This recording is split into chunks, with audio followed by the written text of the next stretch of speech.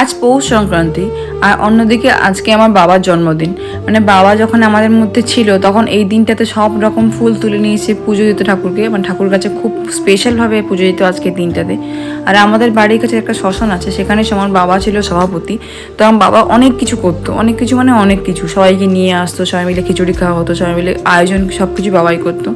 তো বাবা মারা যাওয়ার পরে এই 2 বছর হলো যে আমরা মানে এর আগের বছর আর এই বছর আমরা আসি, প্রত্যেক বছর সবাই মিলে আসি, আমি আর আমার জেঠুর ছেলে পাশে সবাই মিলে আসি, এসে সমস্ত রকমের ঠাকুরের কাছে বাড়িতে পুজো দিয়ে চলে আসার পর এখানে বাবা স্মৃতি মন্দিরটাকে ভালো করে ধুয়ে মুছে পরিষ্কার করে ওখানে নতুন মালা দিয়ে আর সামনে খাবার দিয়ে এখন এসেছি আমরা এখানে যেরকম মূর্তিতে সব জায়গায় আমি ধূপ প্রদীপ এগুলো আমার বাবা যখন ছিল মানে আমাদের মধ্যে ছিল, তখন এই দিনটাতে আমার বাবার কাছে এতটাই স্পেশাল ছিল। আগের দিন বা তার কয়েকদিন আগের থেকে আমার বাবা সেখানে থাকতো, মানে অনেক। আমার বাবার এই গঙ্গা স্নানের দিন জন্ম বলে তাই আমার বাবার নাম রেখেছিল গঙ্গা।